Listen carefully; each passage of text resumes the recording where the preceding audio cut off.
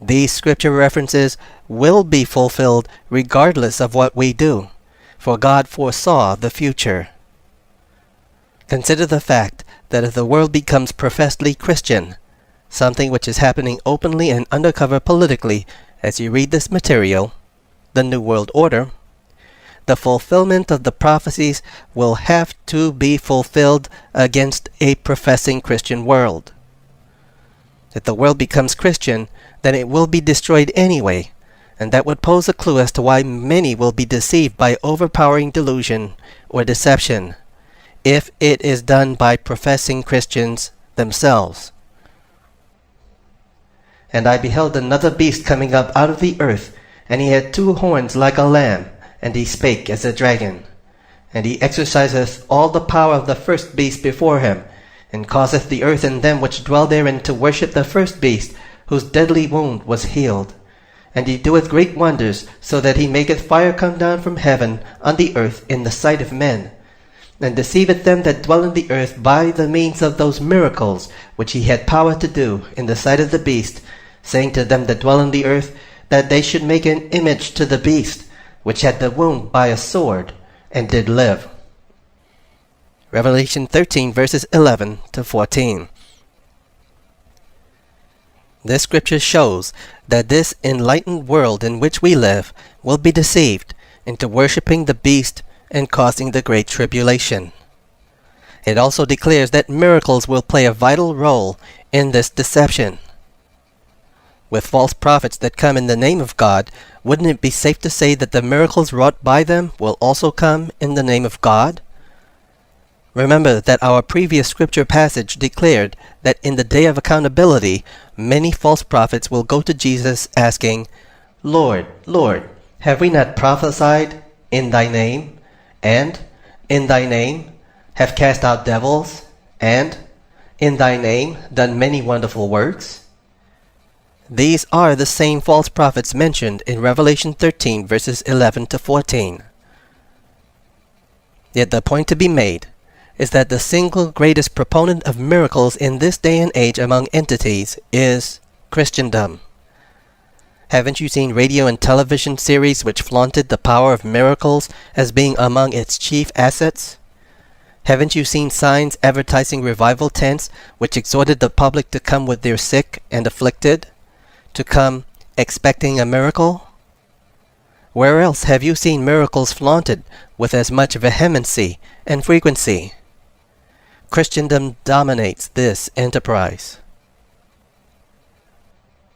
This know also, that in the last days perilous times shall come.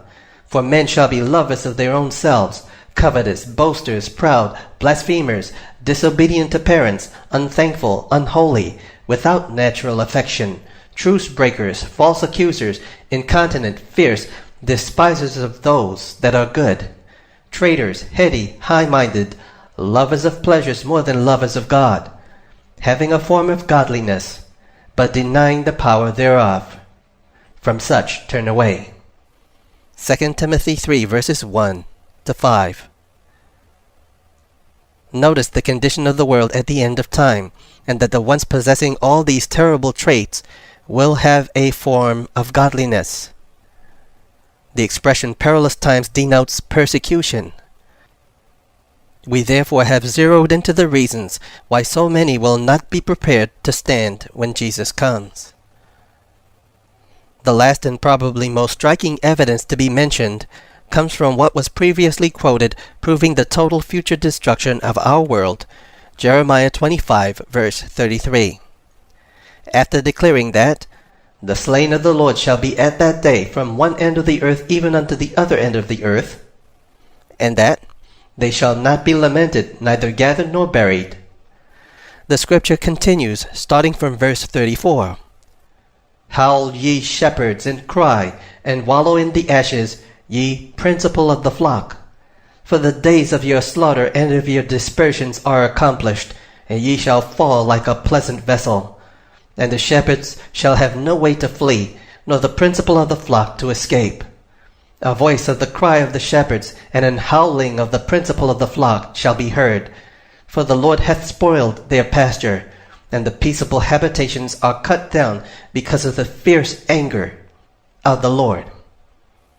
Jeremiah 25 verses 34 to 37. It must be known that shepherds, or principal of the flock, are terms used throughout Scripture to denote pastors, preachers, ministers, priests, or any religious leader. This is from the biblical analogy that religious leaders are like shepherds who lead and guard their sheep, which represent their members. That is exactly where the name comes from. Pastors, pasture. They will be the ones to blame and who will lead the world to persecute the people of God. Their pasture will be those whom they will lead and command, and the governments of the world will surely be involved. Notice that it can here be assumed that it will be their flock, their members, the people of the world, which will execute the persecutions of the Great Tribulation through the direct guidance of their spiritual leaders. Indeed, the future destiny of the world will take place in the same manner as that which happened at the Jim Jones camp in Guyana. It will be done by Christians. Yet now the major mainline religions are paranoid about cults and are already making suggestions to appeal to the state for help in destroying them. May God help us. We therefore see that the most trusted people of both church and state will actually work with the Antichrist and will present the biggest problem to the world and God's people in the last days. Church and state will behave similarly and will contribute to the destruction of the world. Church and state. Church and state. Hey! A religio-political system will be responsible and will be behind it all.